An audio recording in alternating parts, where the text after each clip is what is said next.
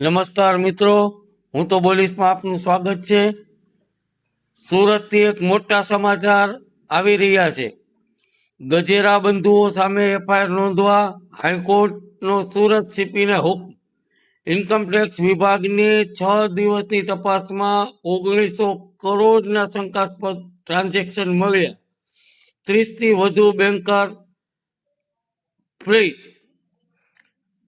વિગત એવી છે, ગુજરાત હાઈકોર્ટે એક અત્યંત મહત્વપૂર્ણ હુકમ પસાર કરતા સુરત પોલીસ કમિશનરને આદેશ આપ્યો કે 15,000 કરોડના પ્રખ્યાત પીએનબી કૌભાંડના મુખ્ય સૂત્રધાર મેહુલ ચોકસી સાથે નાણાકીય સાંઠગાંઠ ધરાવનાર ગજેરા બંધુઓ વસંત ગજેરા, અશોક ગજેરા, રાકેશ ગજેરા વિરુદ્ધ ફરિયાદી પ્રવીણ દેવકીનંદન અગ્રવાલ દ્વારા દર્શાવવામાં આવેલી તમામ કડક કલમો હેઠળ તાત્કાલિક અસરથી એફઆઈઆર નોંધવામાં આવે।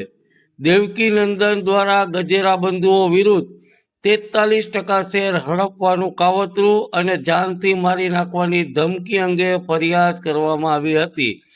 પ્રવીણ દેવકીનંદન અગ્રવાલના જણાવ્યા અનુસાર તેઓ શાંતિ રેસિડેન્સી પ્રાઇવેટ લિમિટેડમાં 43% હિસ્સો ધરાવે છે। ગજેરા બંધુઓએ આ કંપનીની મિલકતો બજાર ભાવે વેચી માત્ર જંત્રી મુજબ નોમિનલ રકમ કંપનીના ચોપડે બતાવી બાકીના કરોડો રૂપિયાની ઉચાપત કરી।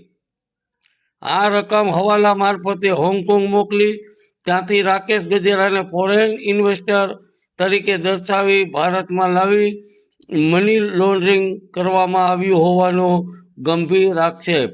1900 કરોડના શંકાસ્પદ ટ્રાન્ઝેક્શન મળી આવ્યા।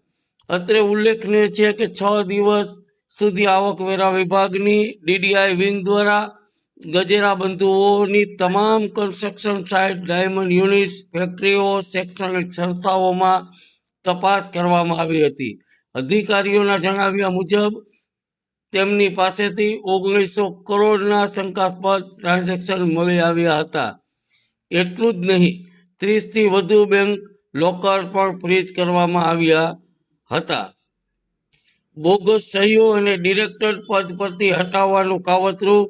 ફરિયાદીએ આક્ષેપ કર્યો છે કે અશોક ગજેરા, રાકેશ ગજેરા અને વસંત ગજેરાએ તેમના પત્ની અને પિતાની એક બોગસ અને બનાવટી સહીઓ કરી હતી। આ કૂટલેખન દ્વારા ફરિયાદીનું કંપનીમાં હિસ્સો 43%થી ઘટાડી માત્ર 4.2% કરી નાખવામાં આવ્યો હતો। ફક્ત એટલું જ નહીં, બોગસ ડિજિટલ સહીઓના આધારે ફરિયાદીનું ડિરેક્ટર પદ પણ રદ કરી નાખવામાં આવ્યું હતું। તમામ દસ્તાવેજો રજિસ્ટ્રાર ઓફ કંપનીમાં સાચા તરીકે રજૂ કરી છેતરપિંડી આચરી હતી।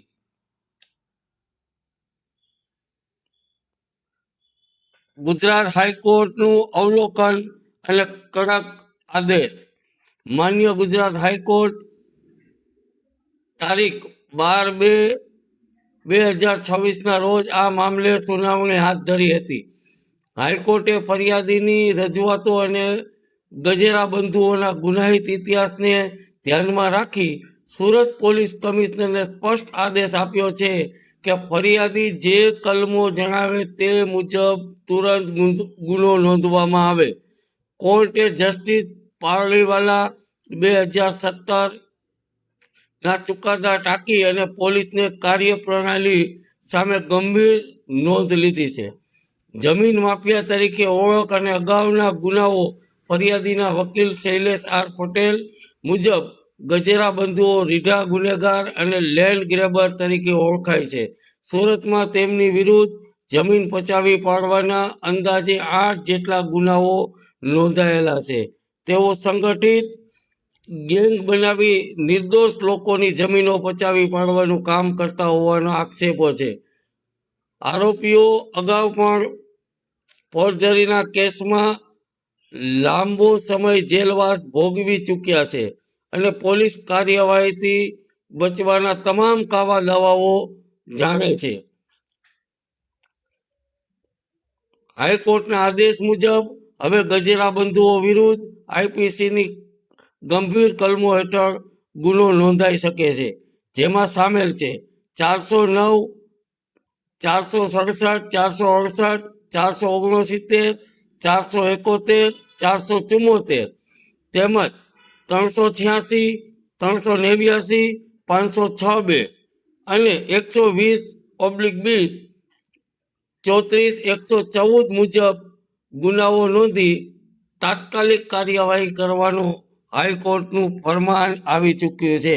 આ વતનના રતન વર્ષોથી સેવાના નામે લોકોને લૂંટવાનો વેપાર કરી રહ્યા છે.